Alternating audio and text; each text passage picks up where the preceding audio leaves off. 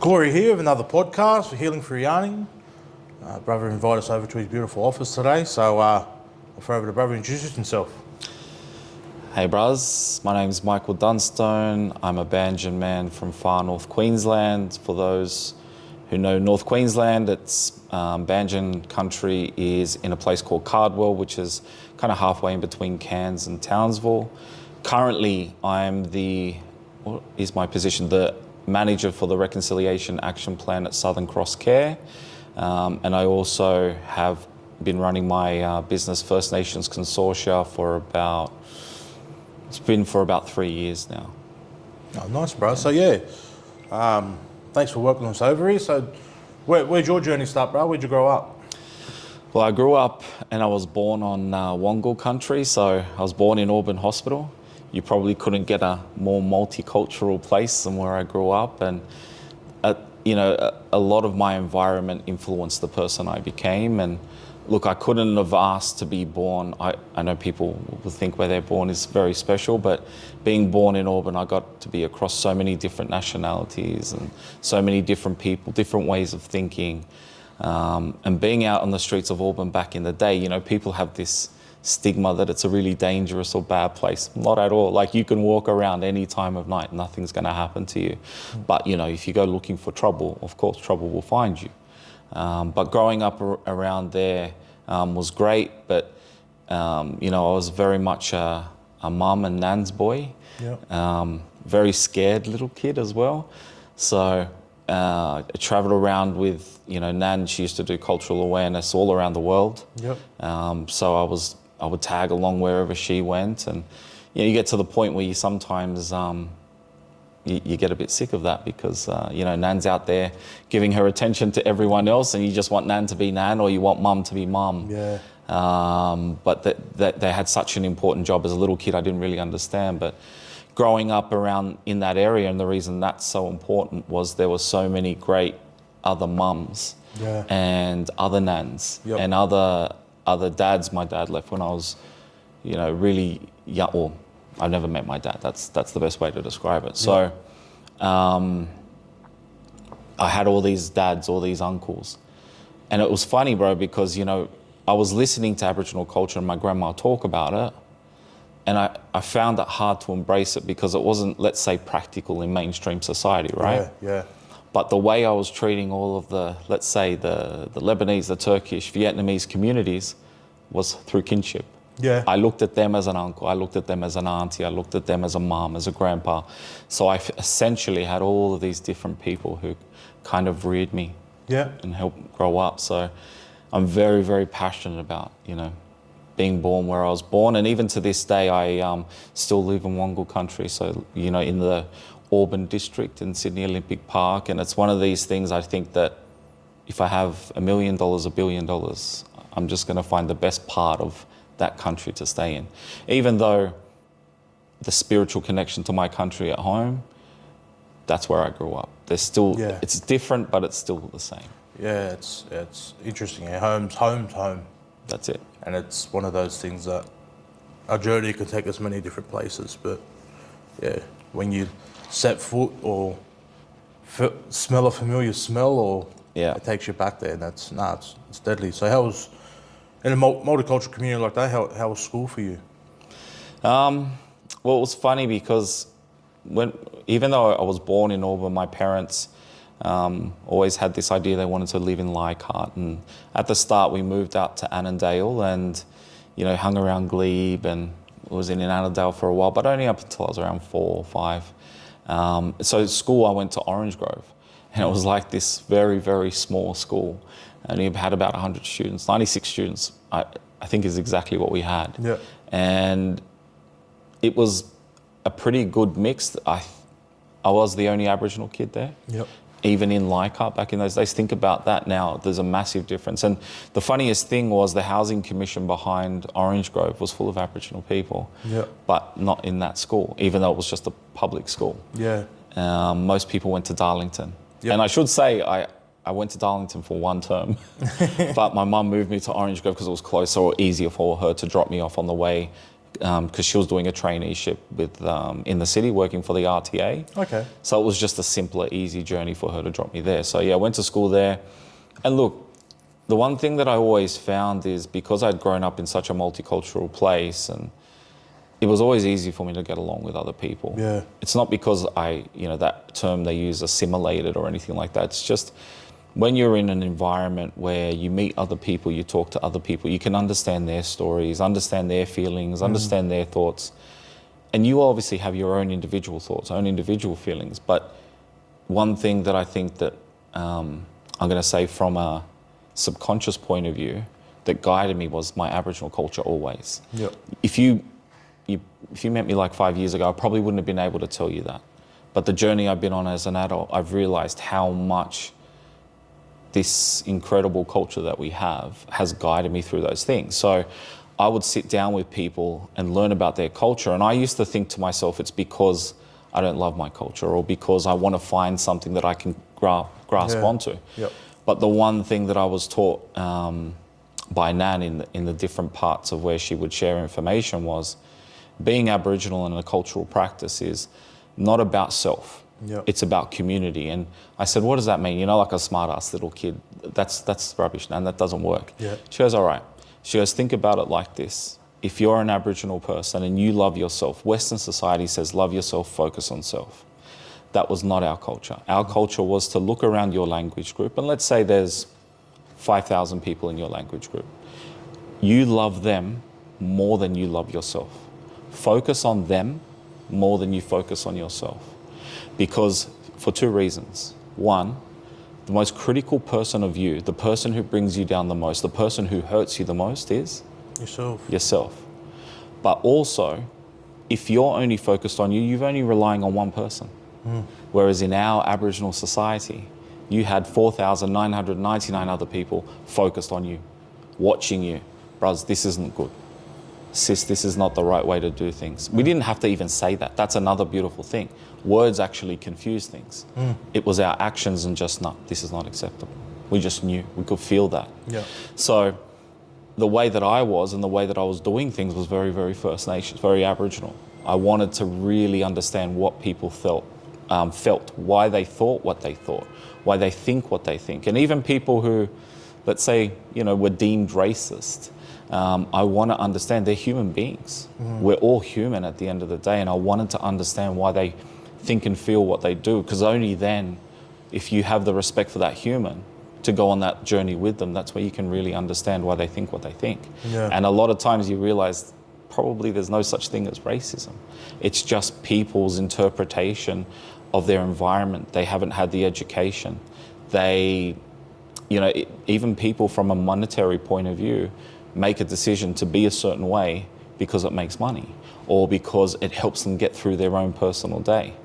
It doesn't really mean that they hate other races. It just suits the narrative of what they tell themselves each and every day to get through each and every day. So I found that, so many conversations. So yeah, growing up in that environment, I was trying to embed Aboriginal culture across other cultures, not realizing it at the time. But that's the power of what I've come to find Aboriginal culture to be. It's something that it's not something that's really tangible. Like people can point to things and say, this is that culture, this is what it means to be that. It's something you feel. Yeah. And if you don't have to think about what it means and you just feel it, that's the most empowering feeling you can actually have, or the most empowering thing that can obviously set you in motion to do things that you want to do and be the best you can be. No, exactly. Culture's, it comes from within, it runs through us. Yes, runs through. Yeah, it's an interesting, way of thinking around growing up around different cultures, but looking at it through a lens now as an adult, as you said, with some of your own journey of actually I was doing what Nan said, but I was just doing it my own way. Yeah. Yeah, and trying to find my purpose in a multicultural community. Yeah. Yeah, so, went to school there. What about high school? Where'd you go to high school at? It's funny, went to Leichhardt High. Yep. Still, I can't even remember. I think there were 6 Aboriginal kids there. Yep. And you probably, I don't know if you remember this, they used to put you in these special Aboriginal, it's not a class, but it was a period that you go with the other Aboriginal students and, they take you on camps and they do all these things. And I used to hate that. And I'll tell you, it's not because, of any other reason other than it was so obvious to the other students. Yeah. One, I felt bad that they weren't included. And two, I felt like, that the people in this group didn't really want to be in it, if that made sense, because they didn't know why we were being separated. Yeah. So it's like, when we talk about what's happened to us as people, we discussed this earlier, that everything that's happened to Aboriginal people was not their choice. Yeah. They were all circumstances that were forced upon us.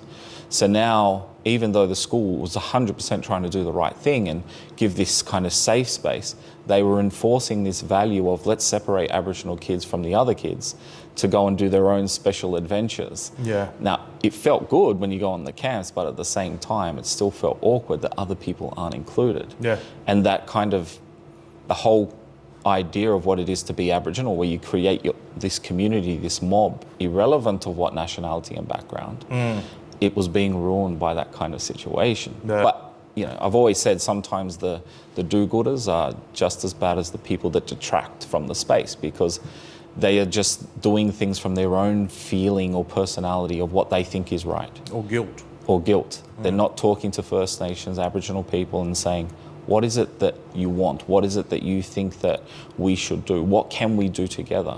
How do we build that? And more importantly, that's a really nice conversation. Have the really difficult conversations. Challenge them on what they think. Let them challenge you. Don't be offended by what people say. Yeah. So that you can, have a really good understanding of where things are at. Yeah. Because let's face it, through anything in the world, everything we think is good right now has come from a place of disaster almost. Even this country, that I am absolutely of no doubt, New Zealand's up there, but this is probably the best country in the world. Yeah. It came about on the back of a genocide. Yeah. So you have to contend with that as an Aboriginal person and say, it is the best country. There are things here available to us now, especially, that our elders had to fight for and that our elders will never see. They'll never get to go anywhere near what true reconciliation looks like. But I look up to them, I look up to Nan, look up to my mum, and I say, if they didn't do that, then we wouldn't be where we are now. Yep. But that journey and that history isn't spoken about. We just knew as Aboriginal people, we knew who was fighting for us. Yeah. We knew the sacrifices that those people and our elders were making, but it wasn't mainstream because, the people of the time, it wasn't, their fault that this had occurred to Aboriginal people. This was the British monarch and the institution of government that then inflicted these things. It has nothing to do with the Australian people as a whole. They're just people trying to do their best.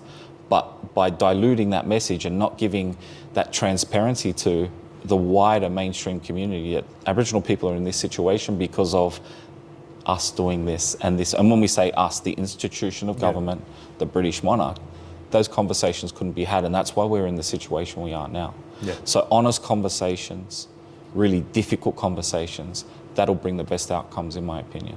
No, it's interesting that because it's those conversations that people still don't want to have though.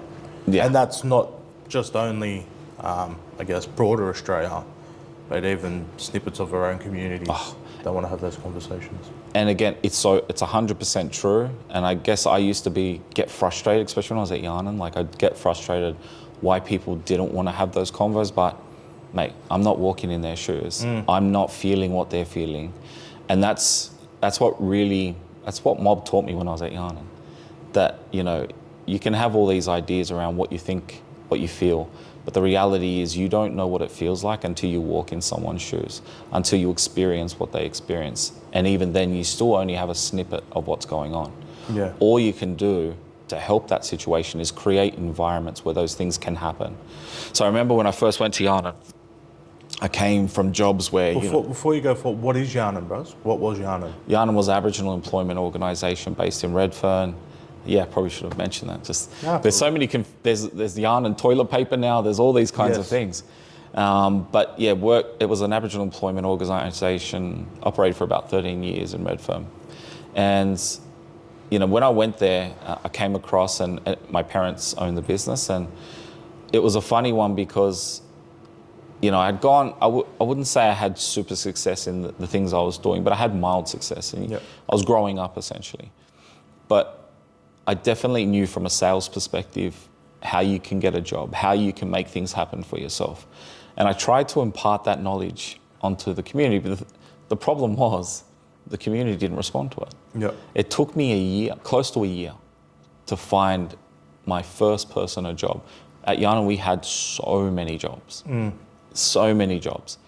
It was just, I couldn't connect with mob to help them get to where they needed to be. Yep.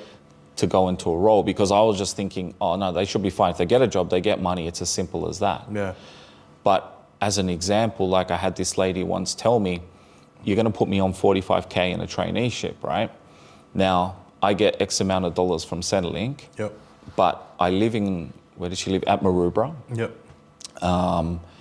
And I earn, I think she used to get like $300-400 after they pay the bills, take out, you know, all the stuff for utilities. If I go and get a job and I'm earning now $1,400 a fortnight, how am I going to afford to stay in my unit in Maroubra? I'm then going to have to pay like at least $500 back then for the unit. I'm going to have to travel from Maroubra into, you know, Sydney, into RPA, to the hospital. And it's actually not going to be financially viable. I'm going to make less money going to work. Yeah. And that was the moment that just made me think, because you know how our community, we're all happy-go-lucky. Yeah. We don't want to offend people. So if mob was coming in, nah, brothers, I'll just give this a miss. Yeah. I'm thinking, why does everyone give me a miss? Like, why are they giving me a miss? It's because I wasn't understanding what was going on. And it took this, and she was an auntie too. She was lovely, but she just laid it out for me, and she said, the proposition of work, and she said, I understand the idea that this can be better for the long term. But that's easy to think about if you don't have 2 kids or you don't have a family to look after. Yeah. I have responsibilities now, and my circumstances are my circumstances. You can't make me an offer that's better than what I currently have, even though what I currently have is scraps of what I deserve. Yeah. Yep. And I was just like, wow. Yeah. I'm so far behind the 8 ball here. So that's where I really ramped up, you know, my understanding and connecting with mob, especially in that local Redfern community, because it's very diverse. Yeah. You know, so many people from so many different countries around Australia just converge. And when I say country, Aboriginal countries, come there, and they're trying to find their way, find their path. But yeah, at the start, it took me a long time to understand that. Yeah, interesting that you know, that conversation would have with that auntie would have been like that light bulb moment for you. It was like, 100%. actually, it's more money, but it's less money. Yeah, and where we think of money is like, oh, if we get a better paying job, it's a better money. But not always circumstances lead to that when you take everything else into consideration. Yeah. So yeah, what was you doing before you got to Yarn, and what type of work was you doing? Well, I did a bit of everything. Everything I probably did was very sales based. Yep. Macquarie Bank was probably one of my bigger roles, and everything that I did was about service. Yep. And I found that interesting. You could have said that that's where my skills lie, or that's just the person that I am.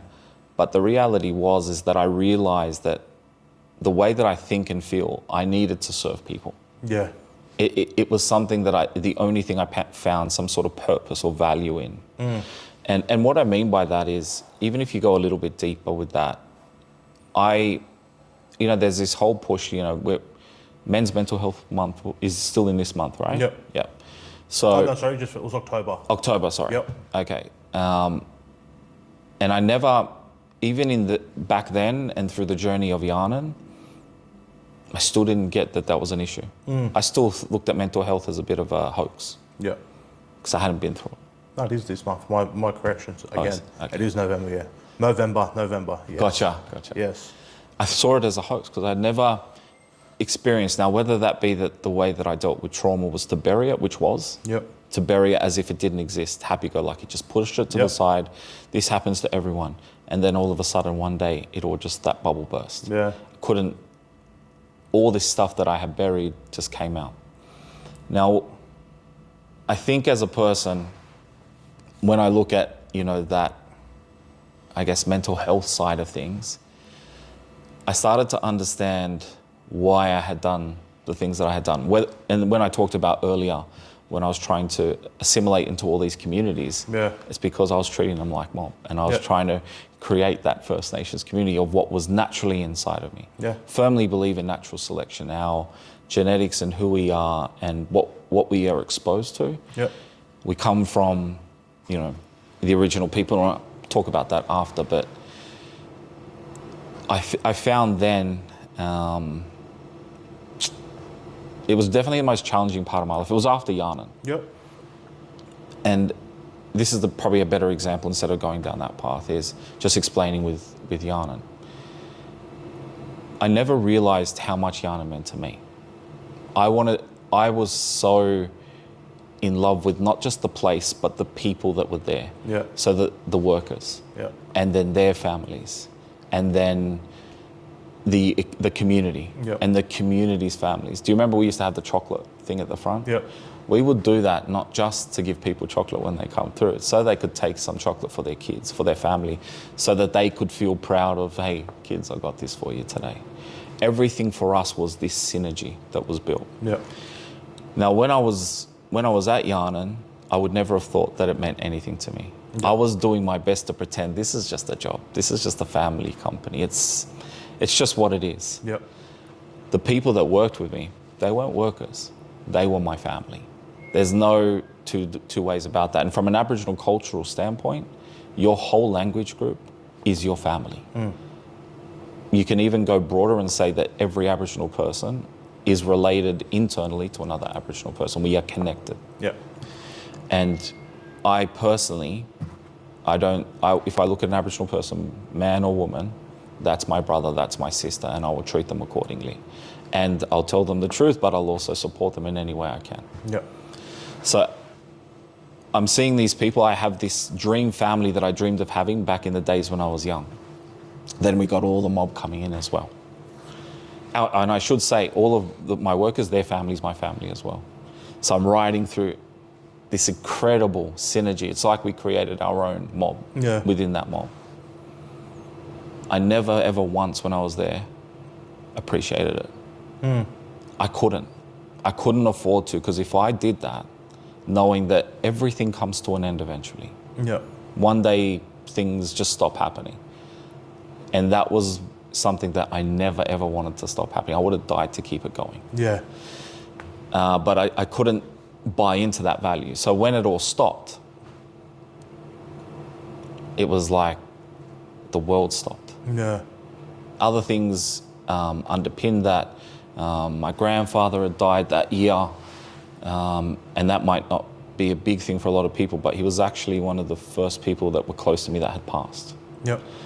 And probably played a big role in being a father figure for you as well. He did. It's funny, growing up, I used to I wouldn't say I hated him, but as a little kid, he was always telling me off. The authority figure's not the one we love when we're young. No, not at all. Not at all. And it's same for my family. I had all these really negative views of them because I used to compare them to other people, to other families. And because I was exposed to so many families, I used to say, well, my mum doesn't do that. Nan doesn't do this. Dad, Pop doesn't do that.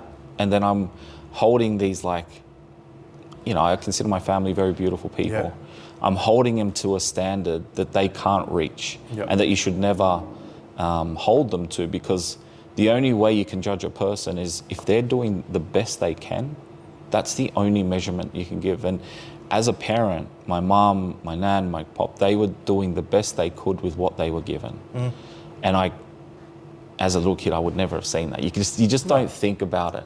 As a kid, you're always looking for what's better in someone else's house. That's it. They got the newest game. Oh, they're better. That's it. Oh, they've got a computer. You know, they have food. I can't tell you how many times there wasn't much food around, and the reason sometimes I'd go to Nan's house, she would have a bit more food. And, everything was kind of it was almost like survival instinct, but the love that I felt for my family is evident, I think, now by the way that I feel about them and I think about them is they're everything. And No. it's not like our lives like some sort of fairy tale, but essentially, in my head, in my heart, it is. Shows the power of how you can actually change the way you perceive things simply by the way you think about them. No, 100%. And you talked about family there, so any siblings? I've got my sister, Yeah. Liz, and she's got a niece and nephew now. She doesn't have a niece and nephew. I have a niece and nephew, which is son and daughter. So we've always been ridiculously close. Yep. I remember the first time with Liz, the first thing we ever got to do alone was I took her to a Lilo and Stitch movie. Yeah. And to this day, every time like I see the Stitch, I do think of my sister. And even, it's a weird one because I would then interpret, like when I care about someone, Yeah. I might buy them a Stitch toy. Yep. And then people are like, isn't that yours and your sister's thing? And I'm thinking, why is it just me and my sister's thing? Yeah. My sister helped me find a beautiful love, a beautiful moment. Yep. And now because of how I feel about you as well, I'm kind of sharing that moment with you because of what that moment meant to me. It's it's funny. What I thought of then, and it's symbolic, but it's the same thing for anybody who's seen Meet the Parents. Is that circle? He talks about that circle of trust. That's your way of saying you're in. That's right. Yeah. But, that's hard to explain to, for example, a girlfriend or Yes. someone like that who says, I want this individual love. Yep. And it's one of the main, it is the main reason I've struggled with relationships my whole life is I've been on this journey of trying to really understand, why people expect love to look different to individuals. So one thing about me is I love really quickly. I'll trust automatically. I don't believe that you should distrust anyone. If they tell me they're an astronaut, they're an astronaut. There's a reason they're telling me what they're telling me. And then over time, I'll understand them more. But if I were to say to you, for example, how do you love your mum versus the way you love your missus versus the way you love your sister or your friends, if you ask me, I can't differentiate it. If you pointed on my body or we thought about where does love come from in our body, we point to our heart. Love has nothing to do with your heart. It's all from your mindset and the way you think and regulate things. So I've always struggled with prioritizing. Yep. Now when you meet people, they will have their own traumas, no matter where they're from, their own belief systems. Yep. And there's this, I find, and there's nothing wrong with other people and the way they think, but they will have this opinion that you have to prioritize what that looks like. And the only prioritization I can make to love is to my mom. Yeah. I don't exist without my mom. And my mom's everything. Yep.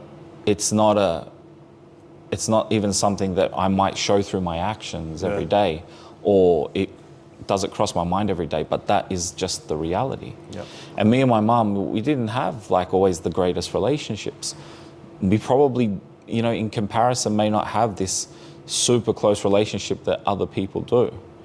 But the way I feel about my mom is that I could do anything in this world and get a positive or negative outcome. And what people think of me, I just don't care. Yep. But I care what my mom thinks. Yeah. And, this is, given that a lot of Aboriginal, brothers, sisters going to watch this, it's like they might not have had that connection with their mum and dad. And I've always, I know a lot of, especially the brothers who tell me the stories, some horrific stories with their parents, but it's like I always say to them, they can't help the position that they've been put in. The way they are, they could change it, but they can't. Yeah. Because we don't understand the traumas that they've gone through. And again, traumas that they did not choose. Circumstances that they did not choose. All circumstances forced upon them by an institution of government and an overseas force. Because before that, this is not how we have run and operated as a society. But in saying that, I can't, because I feel as an Aboriginal person, I hate it when I have something that everyone else doesn't have. Yep. I want them to have everything I have. I want them to have all the information I have. I want them to have all the money I have. It's just, I can never believe in success until that happens, where it's our community, equal. But for my mum, it's just one of these things. She'll probably, be honest, I'm saying it here now. Have I ever told my mum this? Different times in little, very intricate, small ways, maybe.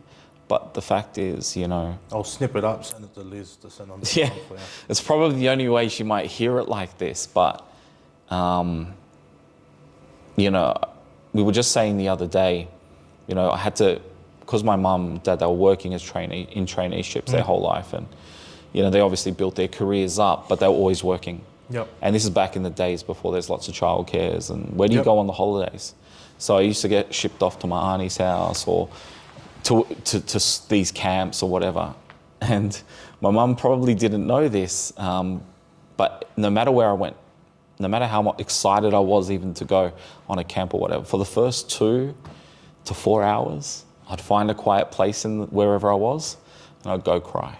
Yep. Literally for 2 hours, because being away from my mum completely felt unnatural. And there was, it's not like my mum's there cuddling me, kissing me, telling me I'm the best person. Yeah. Mate, not even close. But I had to be in the same vicinity as my mum because anything else felt unnatural. Yeah. So that bond and that connection, like, there is nothing compared to it. You know, the only thing I can say that's kind of similar is a bond that I have, I know this will sound really weird, is with my dog. Yep. I think as a man, when you have a dog, it could be similar to having a child. I haven't had one, so I don't know, but it's this unconditional love that no matter what happens, both ways with the pet or with the dog, you just love each other. Yep. And you've received this unconditional love. That's the only comparison that I can make to what I feel for my mum. Yep. No, nice, bro. And I guess, yeah, so, you know, you touched on a bit of your work journey there and doing some work with Yarn. And so yourselves a family organisation. Do you know any, I guess, the foundations, how, I guess, your mum started it? Yeah. That's a great story, actually. And maybe I'm going to get parts of it wrong, but this is how I remember what she, told me and the actions I've seen over her life. So obviously starting as a trainee, in that time, you know, Aboriginal affairs was definitely not a priority for the mainstream community. Yeah. And the elders have done the work to put us on the map, to put us, you know, as citizens, to put us in the rooms where we weren't before. Yeah. My mum was part of that pioneering generation that would get to where we are now, where we have reconciliation action plans, where there's targets for Aboriginal people to be employed, targets on Aboriginal businesses to be spent. She was a part of that. So she went through this whole process of fighting, you know, her whole life to even just get that seat at the table. And I used to hear her come home, you know, whinge to Nan or complain, and, you know, in a good way about how difficult things are. But as a quiet kid, I'll just take all that information in and you could hear the struggle. Yeah. And I think it was after the Macquarie Field riots. Do you remember what happened? And she rose through many prominence. The biggest role she had was actually, I think, advising Morris Yema, who was the Premier, in Premier's department. And then Macquarie Fields happened. She was sent out to be part of the team to kind of dive into what had happened. Yep. And the reality was, for all the things that happened there, it came down to 2 simple factors, which was a lot of kids just weren't getting the education, the attention, or the respect that most other people were, and they were bored. Yep.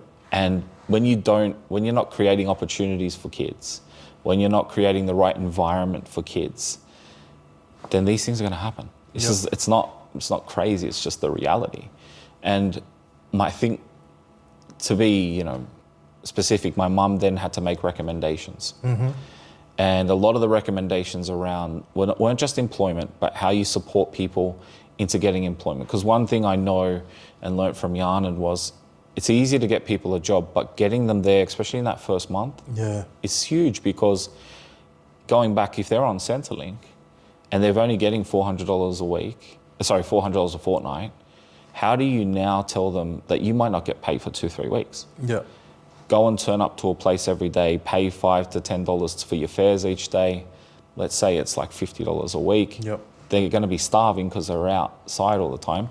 They're going to have to have food. How do they have that money to go and do that? Now, Centrelink had a program where they give you Centrelink credits or to go But to go do that, you have to sit on the phone for 3-4 hours. When do they have 3-4 hours if they're working in a job? Yep. The whole system itself, in my opinion, to this day, is set up to ensure that you do have a certain amount of people that are unemployed. It's the way the financial system balances. And the many times that I had discussions around that's how it works. So, yeah, I just feel that when she looked at that, she said, how do I fix this system? I can't remember if any of her recommendations were taken or not taken, but I think that was her light bulb moment. That's where she said, enough is enough. I can't rely on governments. I can't rely on other people. I'm going to have to take a risk. And my mum's not a risk taker at all. So she went out, and one of her friends at the time, they came up with the idea of Yarnan, working with the local community, and then just, it's not, because as you know at Yarnan, it wasn't just about finding people jobs. We'll do and go to places where other people just wouldn't, because there were so many other things that support a person to get a job. And we would do that. And that's the mentality that she kind of imposed onto us, was this isn't just about finding people jobs. It's a journey of helping people go on a journey. And I think that's why she created it. Oh, nice. It's you know, it was there for a few years, and I credit Yarnan. That's where I started my journey in health. It was a bit of a traineeship that Yarnan helped me get. So yeah. So then fast forward when, you know, you said you kind of lost your identity when Yarnan closed. What was that journey you went on, and I guess what was your next ambition with work and stuff like that? So many big questions there. What was my journey? I think the biggest thing personally after Yarnan was, what happened after Yarnan was, and I'm sure a lot of people could resonate with this, is this deep, dark spiral of every day. You're not just falling, like, there wouldn't have been a day that I'm not contemplating suicide. That's how deep it was. And obviously it's very different to contemplating it and acting upon it. But there was absolutely no doubt in my mind every single day. That's what I thought. And how long did that go on for? Like six months, 6 to 12, or no, let's just say 6 months. I'd wake up in the middle of the night and I'm shivering. My teeth are chattering. I'm thinking, bro, this has never happened to me. Why are my teeth chattering? And everything that I did was extremely reactive. People would say things. I mean, as an example, after Jan and the boys got together and said, let's start a basketball team. I can't play basketball. I'm passing the basketball like I'm playing footy. Like, it's not my thing, but it was a good thing to start with the boys and play. We went and played in this random competition, but even that, it should be a great thing. Every game we're playing, bro, I'm trying to start fights with every team, with every person. I'm like, I'm not an aggressive person. I don't want to fight anyone. I believe in this, like, you know, kind of utopian world where we all love each other and we can all get along. I was literally spiraled. Now, I didn't go down the route of, you know, what's the word? You know, drinking, and I've never really drank. I've drunk a few times in my life, but to see what it would feel like. But yeah, I've never drank, you know, smoking, drugs. It's just not something I went to. And I think that's because of growing up around so many Muslim people and taking that understanding, reading Malcolm X's book around what drugs and alcohol did to him, and then how he found his way out of it. That just stayed in my head. And that's nothing, when I think of people that do it, I completely understand. It's the only way you can fucking escape the pain that you feel. It's logic. It's not a bad thing. It's just how you can find other ways to get that out of your system. So for me, it was different. I had a, you know, Instagram, and I was taking photos of everything. Like, I wake up, here's my breakfast. It was like the most, what's the word? Not tacky, cringe. Instagram thing you could ever imagine. I don't know how people were actually being my friends, and people didn't. Some people couldn't handle it because they saw me as this kind of person, and all of a sudden I'm displaying this other side of my personality, because it's not like I changed. Who we are in trauma, in good, in bad, we're always the same person. It's just different activations of the brain, different activations of or parts of our personality. And I was just nothing that anyone, especially from a Yarnan perspective, had ever seen. And, you know, when I say I thought about suicide, like there'll be days where I wouldn't go outside the house for like a week. Yeah. But then the next week, I'll go on like 3 nature walks. I'll go to like 5 restaurants and I'm photographing every detail. And it was just strange, like nothing had consistency. I had literally lost touch with reality. Yep. And I think that it was, you can look at that as a negative thing. It was one of the best parts of my life. Because then it made me say, how did I get here? Why do I think what I think? Why do I feel what I feel? And I started to, you know, I did go and seek psychological kind of counseling and help, and went through a few different programs that really started to help me understand how much I had bottled up, how much pain and how much disappointment. And my mentality was always, it'll be okay. Like, just let it go, just don't worry about it. But it's never one reason why a person will commit suicide. It's about a million little reasons that lead them to that journey. And I think that I was literally on that path to that happening. So once I was able to start getting some of the negative things out, I started to say, okay, I feel really good here, better than I probably ever have before in my whole life. Why do I feel this way? Why did I feel so negative? And one of the things I've always been trying to do as a person is find my identity. And I think that whether you're Aboriginal, whether you're not, identity is such a massive thing. And when I say I wanted to find identity, you know, I think rediscovering or trying to really delve into what it means to be Aboriginal. And a lot of people have different interpretations. Now, our culture, our belief systems, it's not a simple Google online. You can do that about all of these different things. ChatGPT. Yeah. you can't, there's just nothing you can do. And we are 250 different nations in one country with 250 different languages. The belief systems are similar. The cultural systems are similar. But it can be quite unique. And it's like most humans. Whenever we believe something's too hard, we start to say, maybe we'll just leave that. When I hear that, when it starts to become hard, I go harder. It's just this natural thing about me. So I started to read a lot of books, both from a Native American perspective, learned a lot about the Inuits in Canada, so the native people of there, even the Sami, which is a European native people, and obviously more recently I look at what's been happening to Palestinians. I think that was a very big connection in the journey. What I realized about Aboriginal people, and I want you know, we were talking about this earlier, but I wanted to say it for this, was every time I used to listen to cultural awareness, Dan would say, okay, we're the oldest continuous culture on the planet. Okay, sounds great. What does it mean?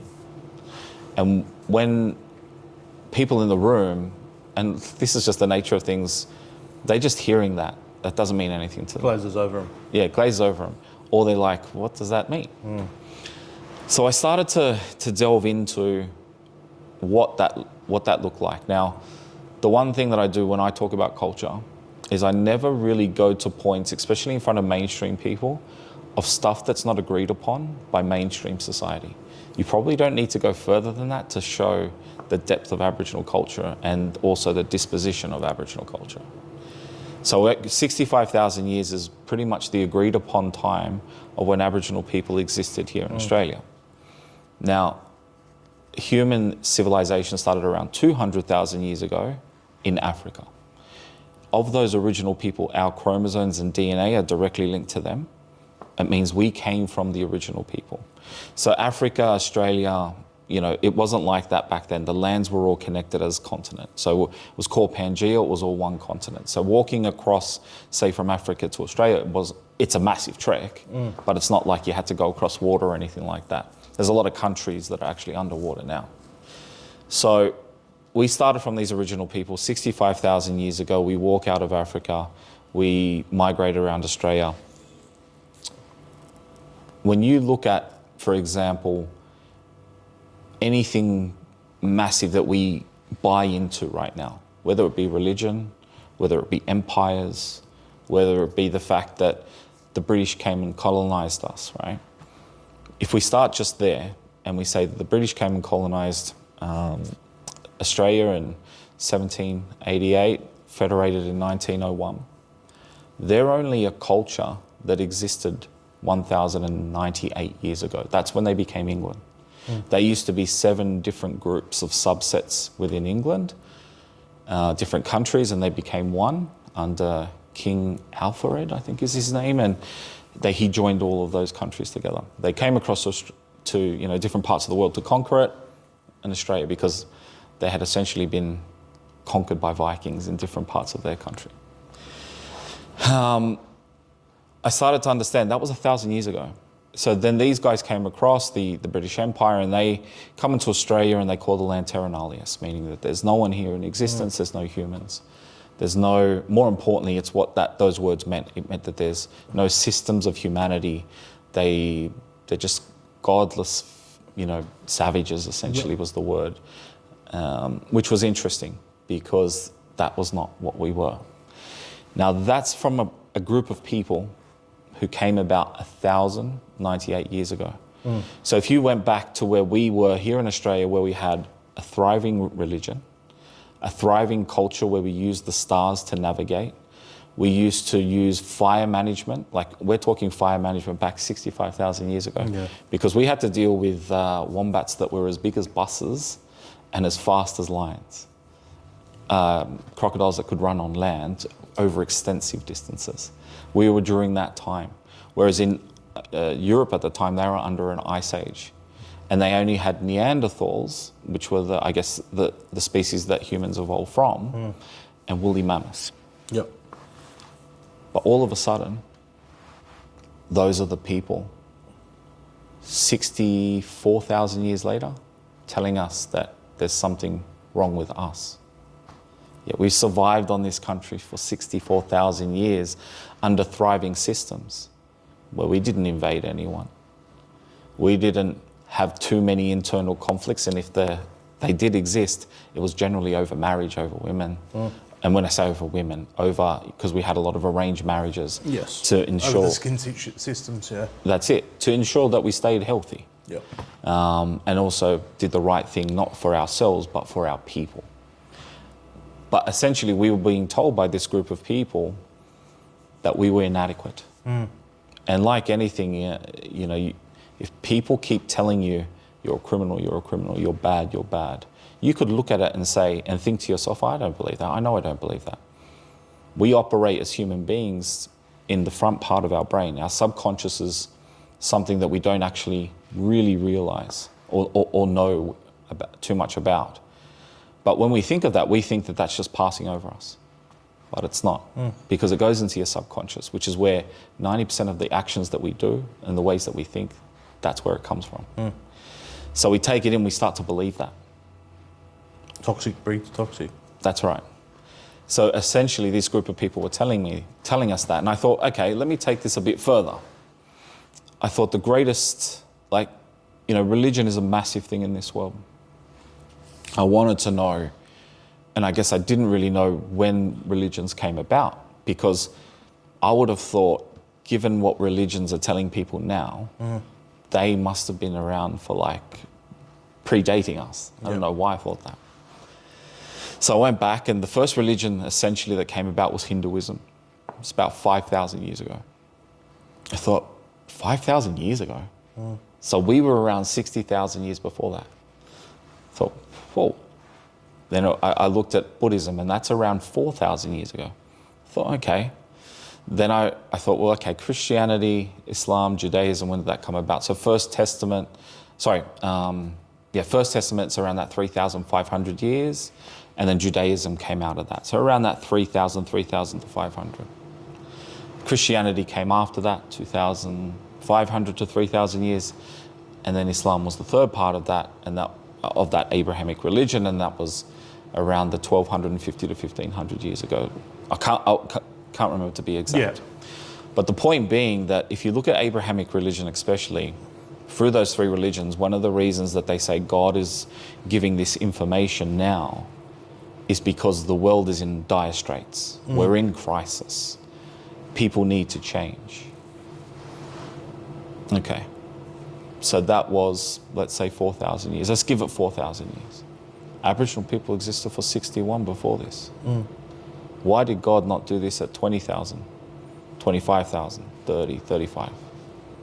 My belief is because Aboriginal people, coming from the original people of this earth, we're the gatekeepers of what is left of humanity. We are supposed to be, this is my personal opinion, what holds society together. We're the soul of society. And I say this because you can look at the basic fundamentals that to this day the Aboriginal people understand. We didn't own the land, we belonged to the land. When we moved around country, the British would often say they didn't build buildings, they didn't do this. Yeah, because we didn't want to destroy the land. We might have lived in a cave because we didn't want to disturb the natural place, this natural, incredible country that was giving us all our food, all of our water, all of our safety. Why do we want to alter it? Why do we want to change it for our own monetary benefit? We're not thinking about that. We're thinking about we want to give back. Even when we would hunt animals, you would never hunt in the same space for too long. You would be understanding of how many animals are left in this area. You would know, people would know if certain animals are breeding, not breeding. And you would move around accordingly, not for your own benefit, but for the benefit of the country, for the benefit of nature. And also what you touched on earlier, the fire, was if we were on the land for too long, we'd burn it so it'd regen. That's right. Now, when you think about that sophisticated kind of living and being, it looks, you could say today, people, living in this society, this, Western society, which has only existed for about 200-300 years, they would say that that's, they wouldn't say prehistoric, but, that's a native way of being, almost with a negative connotation. Yeah. And I always think the comparison to that is this society that you've given me, that you want me to be a part of, where everything that exists within this society is based on money. Yeah. So money being a fake thing, you can't naturally produce it. You produce it by a machine. Yep. It's not that once you produce it, it gives you value. It's a value that human beings have created a system to then create a value to what that note says. Exactly. So we are being led as a society by a fake thing created with a fake value. How does that make sense? That's different in every country. Yeah, exactly. And that's purely, when it's different in every country, that's because of, that whole colonialist, Zionist piece of how we view that country. That's right. Yeah. And, we often want to think, even when I used to think of, rich people, I used to think people live in a certain place or have a certain house. It's not that. They're not rich. When you talk about global elite, it's like 1% of the world, whose wealth only passes within that 1% of the world. It never comes down. No. And they only pass wealth on to, their offspring, each other, yeah. So what they do is they essentially get us as a group of people to fight over what's left, and it's scraps. And everything, there is nothing in society that exists where it's not a manipulation. And I think once I really understood that, that's where I found not just my home, but my peace with Aboriginal culture and history. Things like, even when you talk about Dreamtime, what did that mean? When I was at school, going back to that, is like people would make fun of, there's a the giant serpent, he's going to eat everything. No. It's like, because I'm thinking about it in terms of today, there's a little snake, how's he going to eat everything? The reality was back then the animals were a lot bigger. Yeah. There were dinosaurs around back in these times. Yet I didn't apply that. But the point being that, on that journey of being Aboriginal and what it meant, I started to delve into what does a practical day-to-day look like for an Aboriginal person? What would it have been like? I kept asking these questions, kept looking for information, and you find a little bit in this person's book, you find a little bit online, you find a little bit through conversations, and slowly but surely you started to bring it together. And now going back to that whole timeline, think of the great civilizations we talk about, the Greeks, the Romans, they're 3,000s, they're 5,000, they're not. You go back 20,000 years and recorded history itself is very, very hard to recall of what's important, not important. So then you got the British that came here, They called us all these things. I think subliminally we took on a lot of this information. This is why a lot of us are in such pain, flight or fight. I would say most Aboriginal people, irrelevant of success or non-success, operating from flight or fight mode. Yep. Because of all of those things. But you have these people telling us these things, we believe it, but we forgot that we are from the original people. We forgot that what our culture is. It's not about who's better, who's right, who's wrong. It's about what our position is. Yeah. And Aboriginal people, we think about this, we never started a war with the, colonisers. There were like outbreaks of violence. The outbreaks of violence in every suburb in Sydney today. That's just people disagreeing over things. But there wasn't an outright war, because it's not in our mentality for war, because we know with war, that causes death. And you're not coming back unless you're going to come back as your total. So essentially that's it. And it's not that we looked at death as the end journey, but we knew that by looking at the people that we were dealing with at the time, they were very cutthroat. They were essentially either British soldiers or convicts that were brought over. And then eventually they brought over other people, but it wasn't the high end of society. It was a certain kind of people that was looking for a second chance in Australia. Yep. So we went away from what our traditional culture is because of all the, it was against the law, essentially from 1901 to 1960s, things started to change. But one thing that I've definitely found in this journey is that what it is to be Aboriginal, it's the feeling. Yeah. It's like, when I saw you today, it's like we haven't seen each other for years, but it's like we never stopped talking from the last day that we saw each other. Yeah. Yeah. And automatically, I feel connected to you in a way that I can't connect with other people. And I often think to myself, because people could say, if I don't believe that identity is such a big thing, and that we are all human, how can I only connect with First Nations people? And it's definitely not the case, but I think that our traumas have kind of put us in a bit of a shell where we are only feel comfortable to connect with First Nations people as a starting point. And the thing I put it down to is as a collective of people, without saying anything, we understand each other. Yeah. And it's understanding, like you said, trauma, but it's also understanding heartache, understanding that when we have a conversation, you're going to understand where I'm coming from without me have to explain it. Yeah. And it's so right. That whole idea of not having to say too much, even though we could speak for days, right? But back in the day, when we were thriving as a society, we did not speak. All of the information that we had, like people used to say, again, if you're not a literate society, you're not writing down this information. Oh, we did. We did it through song and dance. Now, song and dance these days are used as entertainment. Yes.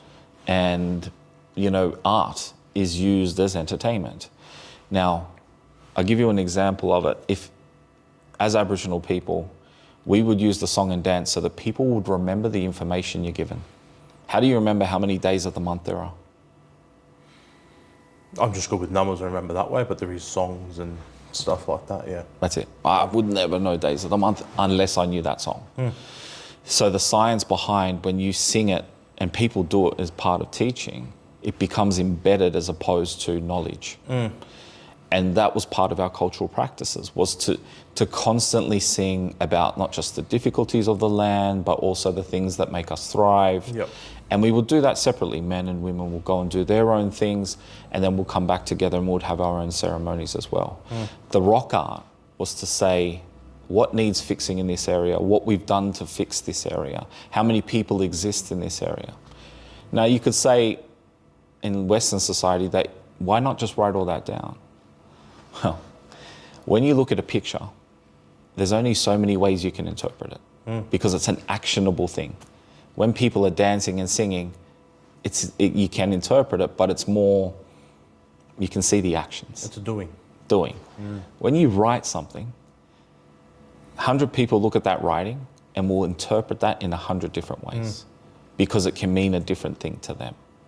And it's funny, like just on that point, and working in the modern world now, so many people, and you probably would have heard it, I've heard it, is the tone of your text or the tone of your email, and you're like, what are you talking about? Yeah. What tone? It reads one way. Yeah, 100%. It's like don't even need to go to that, brothers. If you see me type something, it's like looking at a toddler type to someone because it's just so disconnective, so in my opinion, unhuman way to connect. Like, let's just talk. Yeah. Let's have a two-way conversation. Let's say what we really feel. And people, I don't know if you've heard this, where people say, I can't communicate that way. I always say, why? Have you ever gone on that journey of why? And the reason that most people find is because, as a child, they're ridiculed by their parents, or someone made fun of the way that they speak or sound. Yeah. But you're bringing your trauma into every situation. And I think as a Aboriginal person using Aboriginal culture, I've now found that when it comes to stuff like this, even when I know I'm not good at something or I'm nervous about something, I run harder towards it. So when you ask me to do this, man, I'm not even someone that likes to take photos of myself, right? At all. Oh, there was a stage there, bro, on Instagram. You're taking some photos. Oh, bro. When you're on your health journey, there was some photos coming through, bro. Bro, I think I would have documented what was in my bathroom at the time, bros. It was where I was going. I think I was updating times. I was, oh God, it's so cringe to just think about all those things. But yeah, it's such a hard thing to come and do this. But then again, I think to myself, what impact do I want to have on this world? And I actually don't want to have an impact. I actually don't want to, do I want people to remember me? No, I just want people to, if I've got something valuable to offer, if something in my story can help someone, that's all that matters. I don't see myself as a singularity separated from the synergy of what everyone is, or the earth itself. Yeah. I'm just simply a speck of dust that will come and go just like every other speck of dust. And ultimately, if I can make someone smile, I can make someone happy, I can help someone understand something, then that is what life is. Because one thing recently, when I got to the end of that journey of understanding who I am, what is the most important thing to me was, the only thing that really matters to me more than anything else is not whether I make my mum proud, not whether I make my mum happy, was actually, I just want my mum to know how much she means to me. I think that that's the definition of success. Yep. Because if you can help your mum understand that all the sacrifices that she made for you is now repaid by the fact that you love her unconditionally more than anything else, that's success. Not a house, not this, not that. That's success. No, that's it, Brian. I guess without even asking the last question today, you've answered that. So I'll give it a bit of a twist for you. As you touched on, you don't have any kids of your own yet. You got your dog, but you got your niece and your nephew. So how, picturing you at their age looking up at an uncle, how do you want them to see you? This is the thing, I definitely don't want them to see the things that, I was going through probably in the last 2 years around this stuff. Yep. The one thing for your children, it doesn't matter what you're going through, you have to project, a person that they can aspire to be, even if that's not you sometimes. And, consistency is one of the biggest things, just being there for them, being consistent with your messaging. I want them to kind of look up to me and just say, Uncle always took us to these places. Uncle was always bought me, I always take them a present of some sort. If it's like a little chocolate, if it's a lolly, if it's whatever, just something. And it's not, some people will say it's like you buy their love or something. No, it's not. It's just little people, everything, when we talk about trauma, all of our traumas occurred then, in that period of time. So for little kids, especially, you have to make that life as pleasurable, but also create a great learning environment. And I think that balance of, kind of that positive reinforcement by buying them things, but then also having real conversations with them. Yep. One thing I won't do with them is, I won't talk to them like a kid. Yeah. I won't talk to them like, it's a business meeting, but it's more, why did you do this? Yeah. What are you feeling right now? Like, what are you thinking? And more importantly, when they make a decision, I say to them, all right, I don't agree with your decision most of the time, but no matter what, I'm going to support you. Yeah. I'm just not going to change whether I love you, because one thing I'm sure as Aboriginal people, we always think we have to get every decision perfectly right, because it's almost like we don't have any room for error. Yeah. And it's because we actually have this thing, I think, in our heads that there's going to be no one there to love us if we get it wrong. Yeah. Because of the traumas that have existed from, again, situations enforced upon our people. I don't want my niece and nephew to be that. So I always reinforce that no matter what they do, no matter what they become, no matter what they decide, I'm going to love them unconditionally anyway. Yeah. And I'm always going to be there in whatever capacity. It's beautiful, bro. That's it. Thanks, bros. Thanks, bros.